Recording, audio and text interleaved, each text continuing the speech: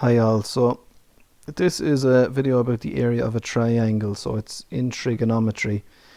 So in your trigonometry page on your log table, you'll see this formula, so a half AB sine C. So that's how we work out that's another formula for area of a triangle. So you'll already know a half times base times height. That's one that you'd have done a long time ago.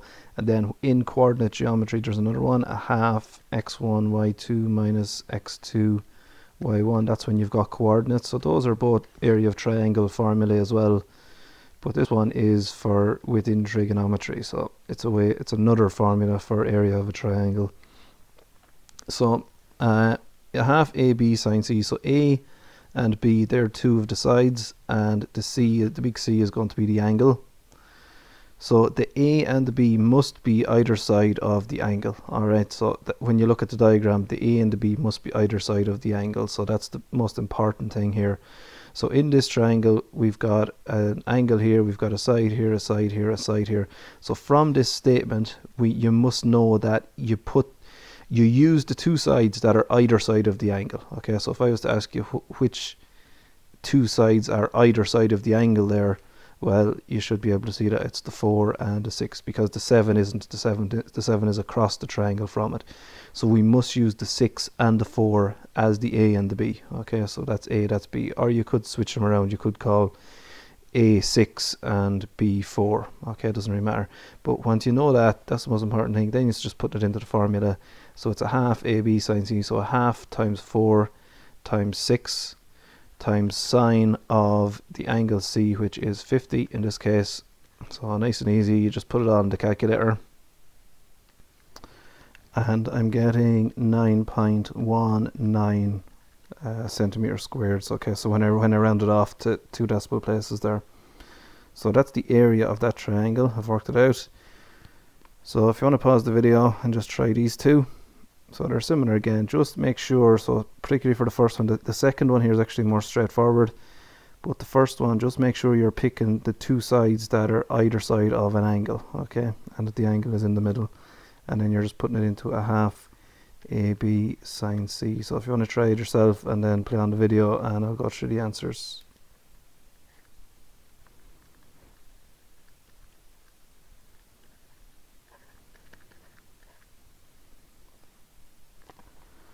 So the first one anyway, a half, A and B here. So you must pick the 4 and this. Well, the 4 and 6 are the only ones, or the only sides that are there.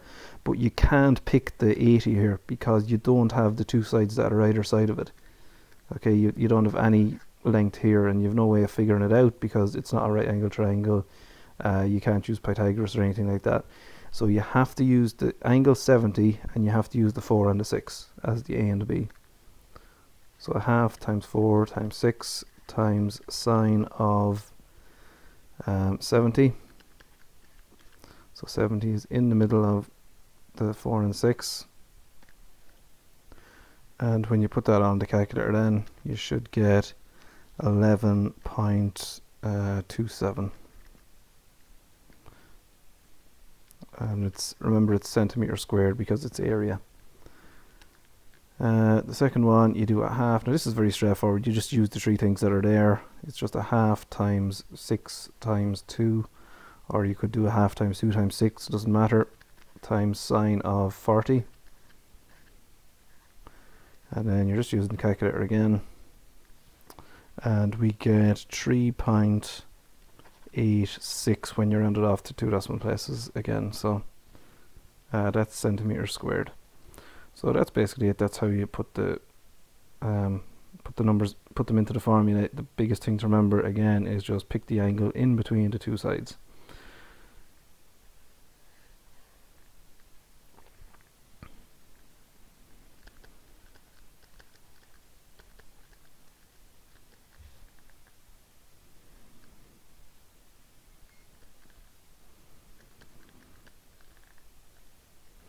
Okay, so just one last thing to show. What we've done so far is kind of the basic way of just putting the numbers into the formula. One thing that could be asked to you is in the question they could tell you that the area already. So for example, they could tell you already that the area is 15 centimeters squared.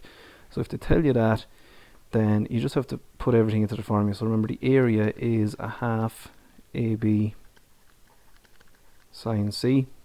So area here is 15. So if you fill that in, a half A, we don't really, well, we know the A and the B are the X and the 10. So it has to be times X times 10 times sine of 40.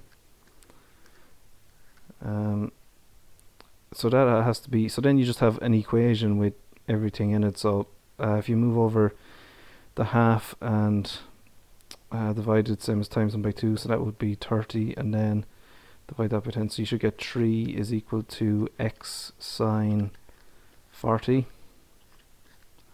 You're just moving over the half and moving over the 10 to the other side and dividing them, and then move over to sine 40 then,